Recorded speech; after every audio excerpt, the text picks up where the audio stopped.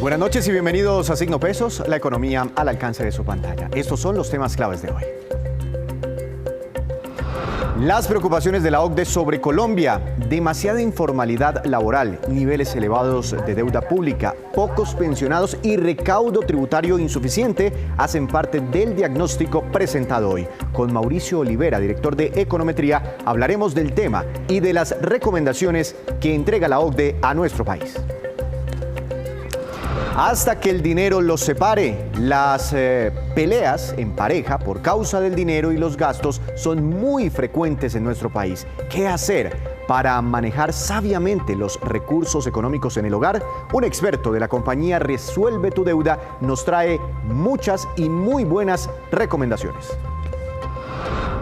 Inundados de motos y vienen más. En Colombia ruedan cerca de 10 millones de motocicletas. Dos empresas acaban de hacer un convenio para dotar de motos a miles de mensajeros y 2 domiciliarios. Detalles en la movida empresarial.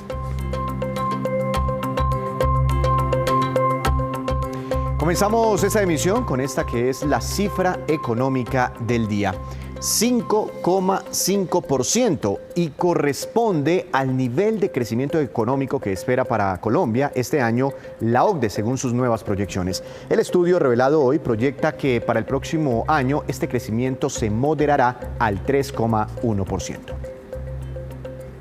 Y es que la OCDE reveló hoy el estudio Panorama Económico de Colombia 2022, así se llama, en el que plantea su visión sobre los problemas más delicados que hay en este momento en nuestro país y hace algunas recomendaciones. Para hablar de este informe, quiero saludar al doctor Mauricio Olivera, director de la compañía de estudios Econometría. Doctor Olivera, buenas noches, bienvenido nuevamente a Signo Pesos. ¿Cómo le ha ido?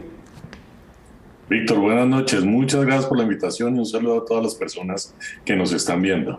Doctor Olivera, la OCDE, hace proyecciones económicas sobre Colombia y entrega recomendaciones que seguramente caerán con mucha controversia entre la opinión pública, porque, por ejemplo, en el tema laboral dice que le preocupa el tema de la informalidad y que hay que hacer reformas. La informalidad en Colombia que supera inclusive el 50, el 60% en algunos casos y pide reducir algunos costos asociados con la contratación de personas y los pagos de salarios. Cuando la OCDE hace esa recomendación, ¿a qué se refiere, doctor Olivera? La OCDE, recordemos que es una especie de club donde expertos dan las recomendaciones basadas en las mejores prácticas. Entonces es algo que toca ver críticamente, pero es algo que es muy valioso para entender cómo se está moviendo el mundo en estos temas y específicamente en este caso el mercado laboral. Lo que dice la OCDE va muy en línea de lo que dijo la misión de empleo, que el gobierno, cuyo resultado el gobierno presentó hace muy poco, y básicamente la premisa de esto es que como hay tantos costos por encima del salario, resulta muy costoso formalizar el trabajo, porque hay que pagar la pensión, hay que pagar la salud, hay que pagar la caja de compensación, hay que pagar, una serie de sobrecostos laborales que hacen muy costoso el trabajo. Y la recomendación de la OCDE, que insisto va en línea de lo que dice la misión de empleo, es para atacar la informalidad, reduzcamos esos costos. Y yo creo que es una discusión que es necesario tener en el país. Va, por ejemplo, hacia la línea de la salud. La salud, lo que dice la OCDE es, mire, hay unas personas que están en el subsidiado, que no pagan salud.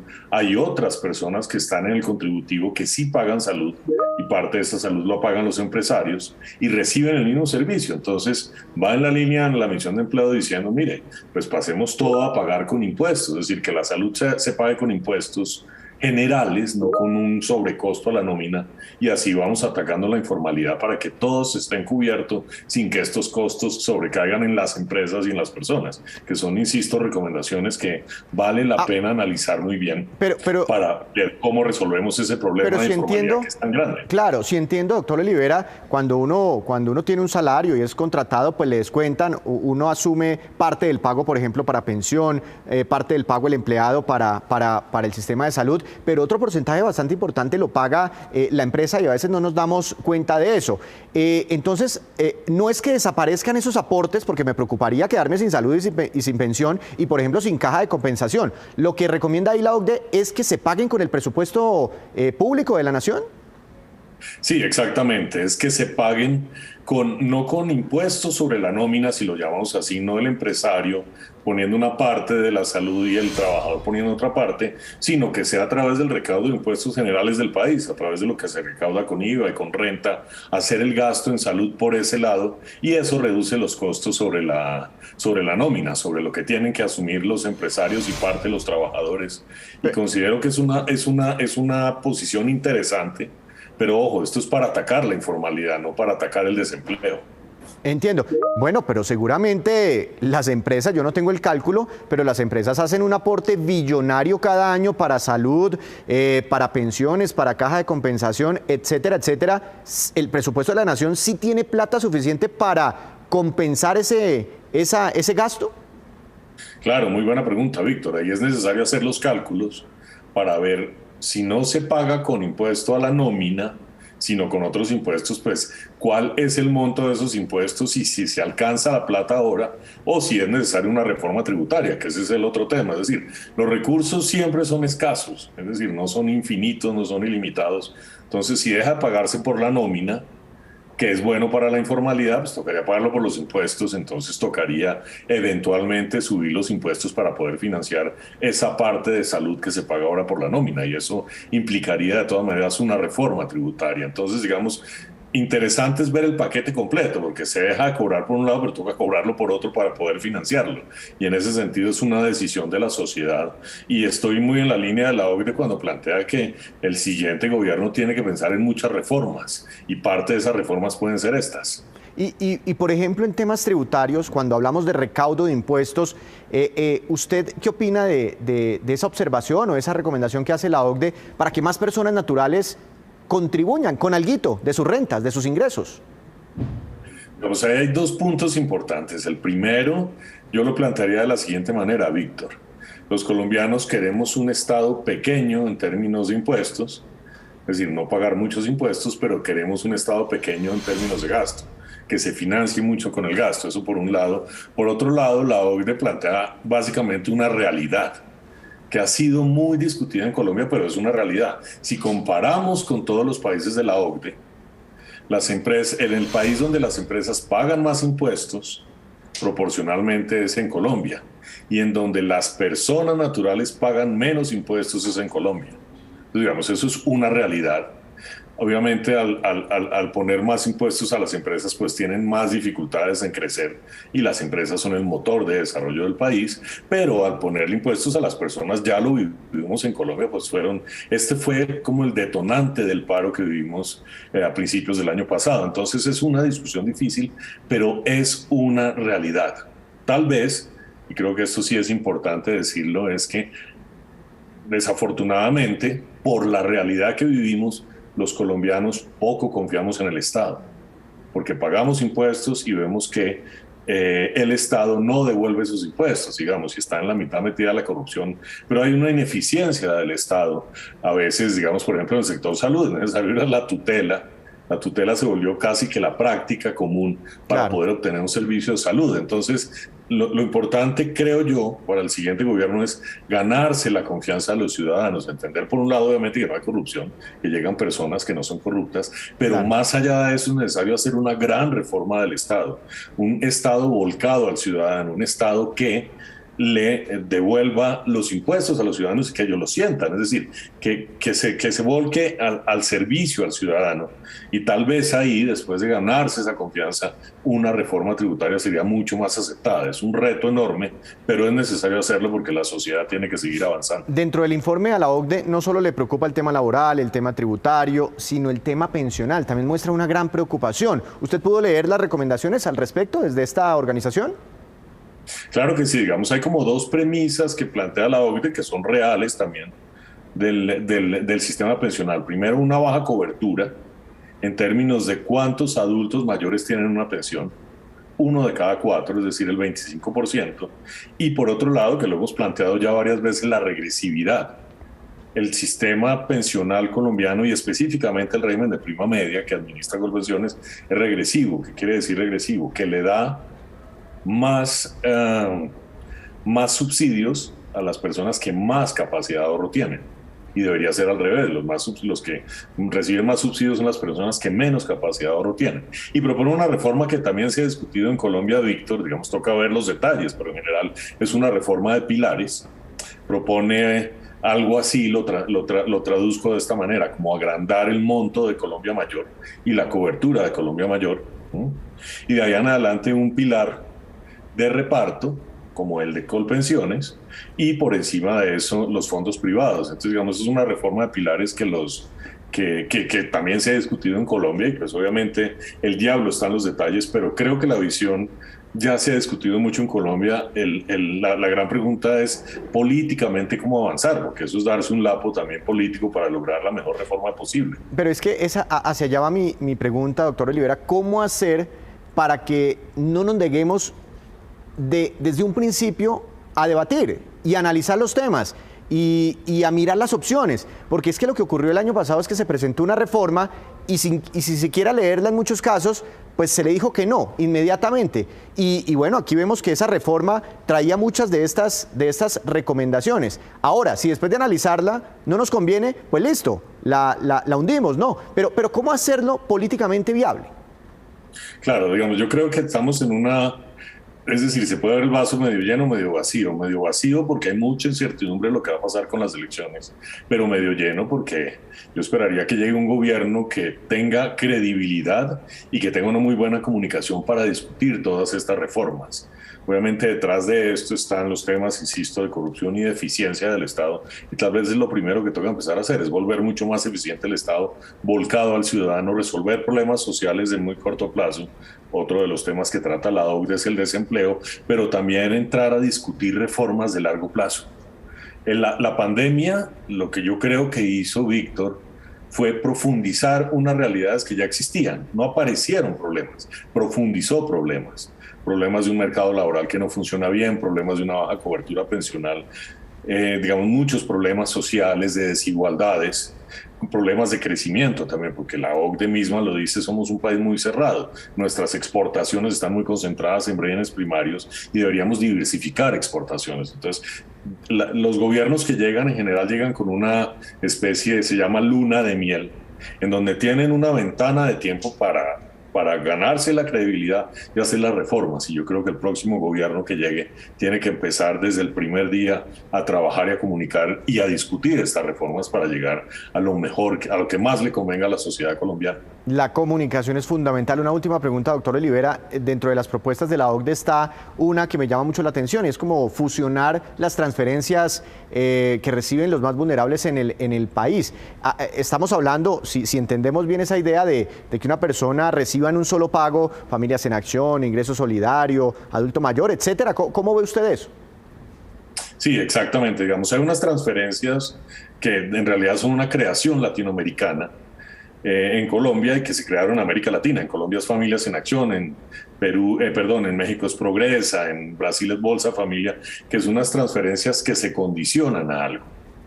La pandemia creó otro tipo de transferencias, que es el ingreso solidario, por ejemplo, en donde es una transferencia no condicionada a ninguna acción de los ciudadanos. Entonces, lo que propone la OCDE es no deje Familias en Acción por un lado, ingreso solidario por otro, sino haga el análisis completo y entregue una sola transferencia. Creo que es una unificación de procesos, una unificación además de visión, si son condicionadas o no son condicionadas, y es una propuesta interesante, digamos, para tener mucho más claridad a quién le llegan los recursos, cómo le llegan, que debe ser a las personas más vulnerables, y para qué les sirven esos recursos.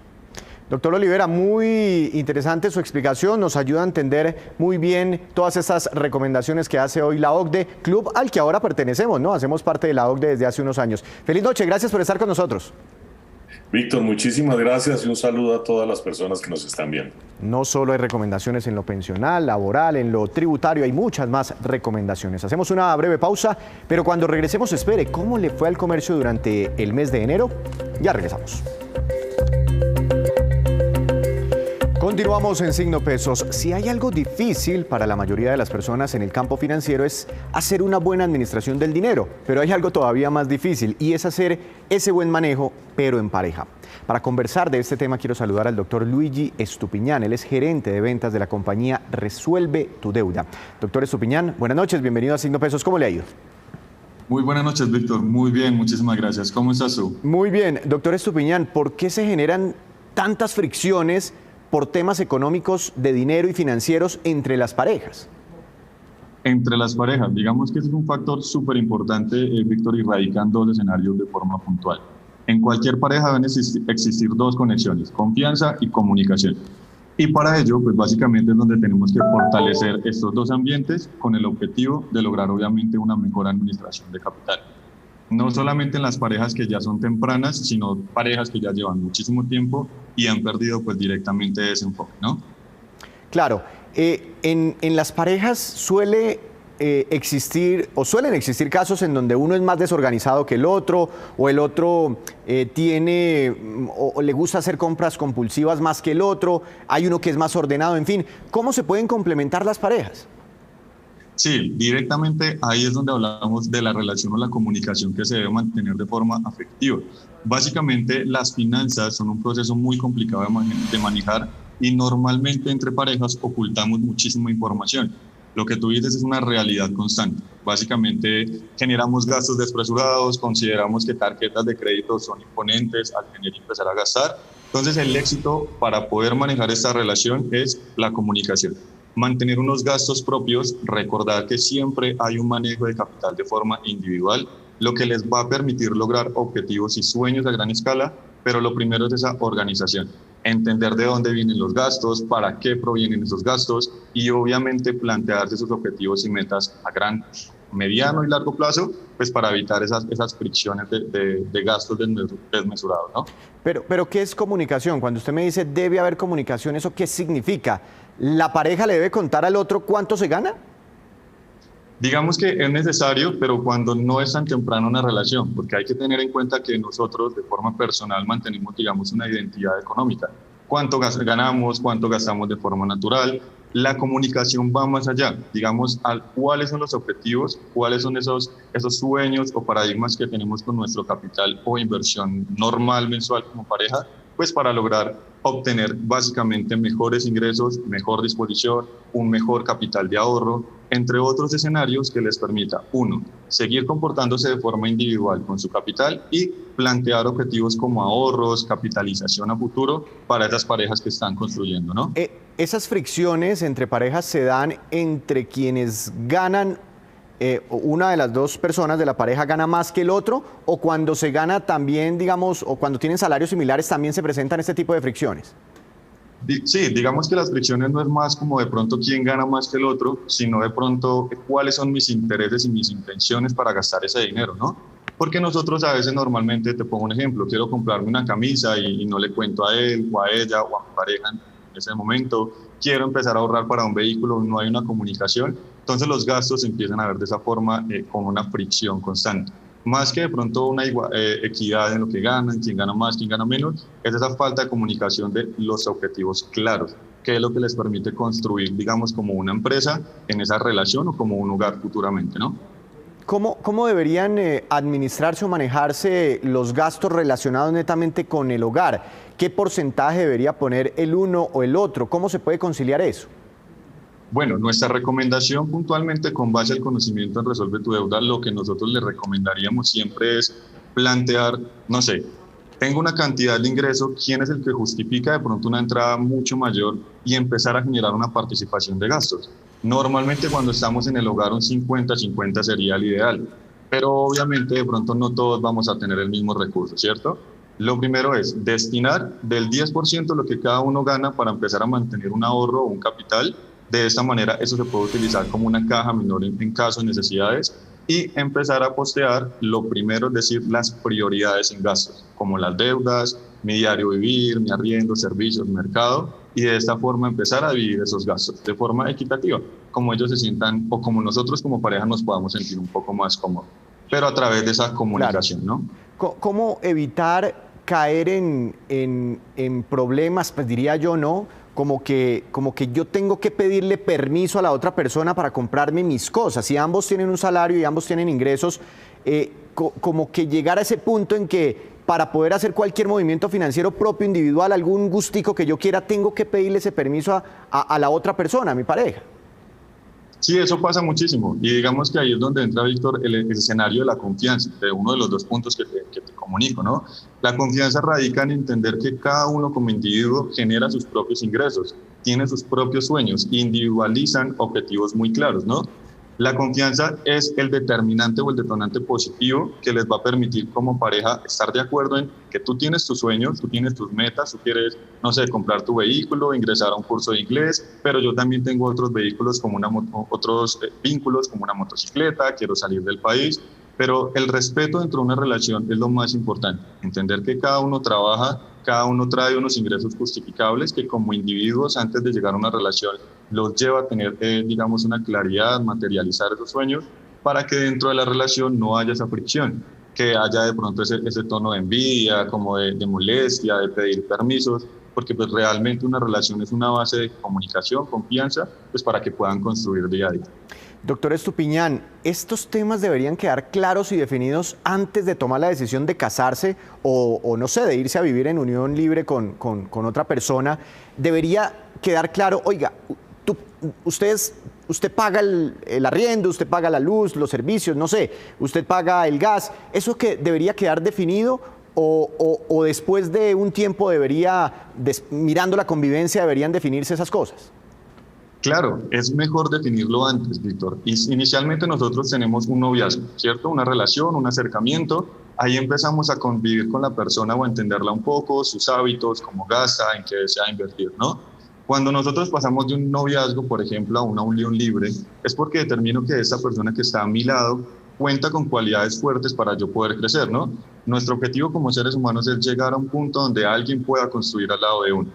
Y obviamente en un término marital, ya en un término de matrimonio, de una unión, ya a un hogar, por decirlo de esta manera, lo que tú dices es muy real. Es mejor definir esos gastos, esas prioridades, quién puede soportar un poco más durante determinado tiempo de forma permanente esos gastos, como el arriendo, como la alimentación, también esos gastos hormiga que se puedan presentar como un viaje en algún momento, una salida, una ida al cine, que a veces nosotros pensamos que es tan sencillo como ir, gastar y ya, pero es más fácil empezar a organizar esos gastos hormiga que poco a poco se convierten en gastos fuertes y obviamente empezar a dividir esos gastos antes de llegar a una unión libre o a un matrimonio. Es súper importante, porque cada uno aquí va a definir eso. Claro, ustedes conocen casos de parejas que se hayan separado no por infidelidad amorosa, sino por infidelidad financiera, por de pronto ocultar cosas, información del otro, o por no haber definido este tipo de cosas, los gastos, cómo distribuirse los gastos desde antes de convivir.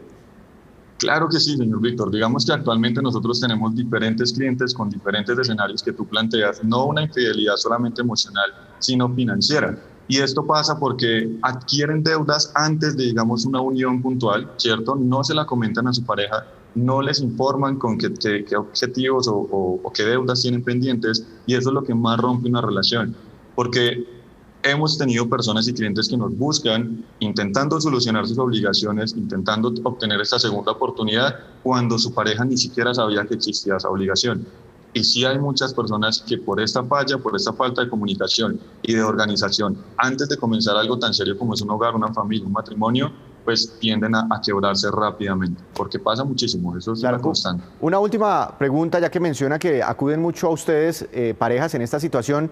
Listo, los que se fueron a vivir o se casaron y nunca definieron el tema económico y ahorita se están dando cuenta de que debieron haber hablado sobre estos temas y están en un rollo, están agarrados de las mechas. ¿Cuál sería su consejo para resolver esta situación?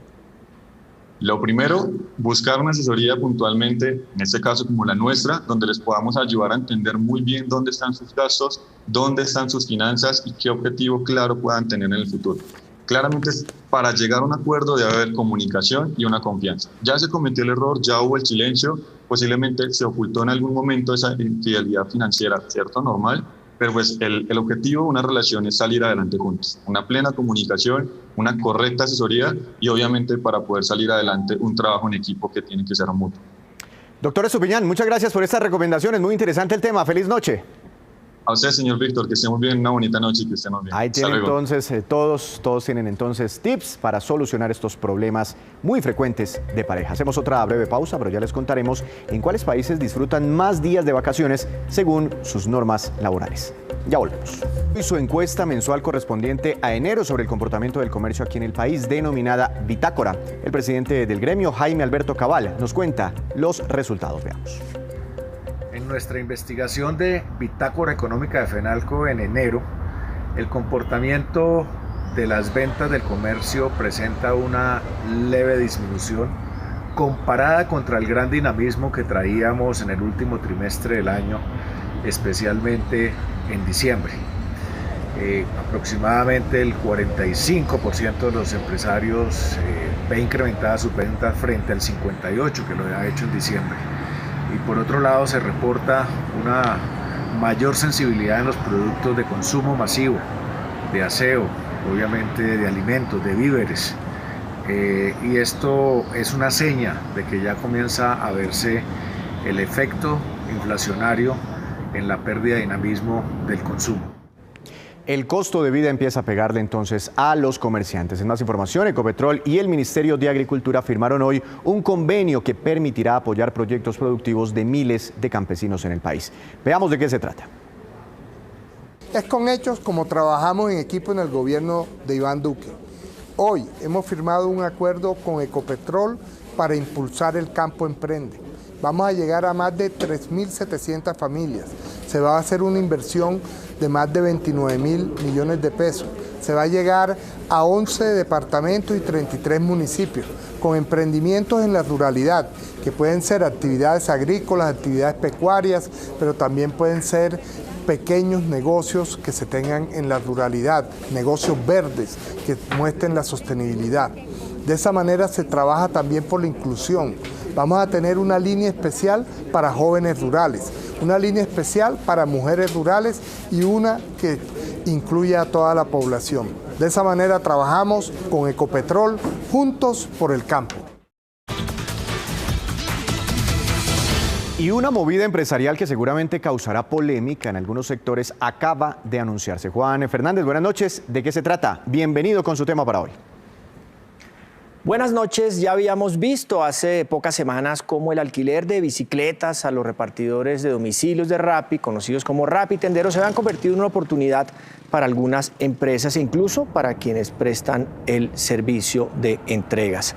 Pero ahora parece que otras compañías ven la misma oportunidad. El caso, el del fabricante de motos Auteco y esa alianza con Rappi para que los domiciliarios puedan alquilar una moto a costos moderados, pero después, si pagan ese alquiler de forma correcta y cumplida durante 4 meses, pues tengan la oportunidad de acceder a una aprobación automática de crédito para que compren la motocicleta. El alquiler de una moto de 100 centímetros cúbicos en promedio cuesta unos 23.000 pesos diarios.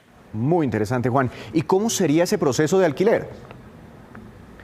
Ese alquiler lo hacen a través de una compañía llamada 2R que presta ese servicio más allá de los rapitenderos y con otras marcas, además de Auteco.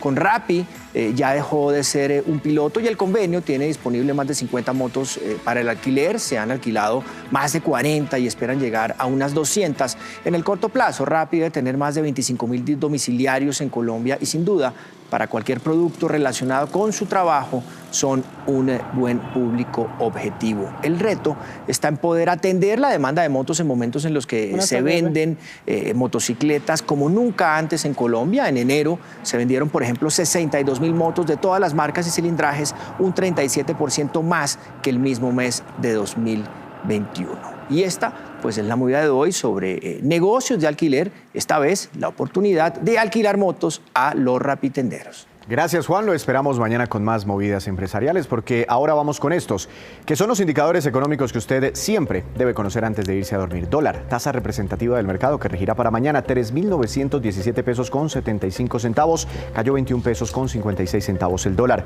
Petróleo Brent, de referencia para nuestro país, tuvo una caída de 0,17%, se ubicó en $91 con 39 centavos por barril. El precio interno del café colombiano bajó un poco desde máximos históricos y quedó para mañana a 2.275.000 pesos por carga en promedio. El índice MSCI Colcap de la Bolsa de Valores de Colombia tuvo un fuerte bajonazo del 2,22%. De hecho, ninguna de las acciones que se negocian en la Bolsa de Valores logró aumentar de precio. Y la que más cayó fue la de Cemex Latam Holdings, con un retroceso de 5,25%, compañía que hoy reveló resultados financieros correspondientes al 2021. Antes de despedirnos, los quiero dejar con este dato. Hay países que seguramente le van a producir a usted algo de envidia, porque los días de vacaciones en las empresas son muchos más de los que conceden las normas en Colombia. Miren ustedes este comparativo. En Perú y Brasil, la ley otorga 30 días hábiles por cada año de trabajo. En el Reino Unido, 28. En Francia, 25. En España, 22. En Alemania, 20. En Chile y Colombia, 15. Y en México, apenas 6 días.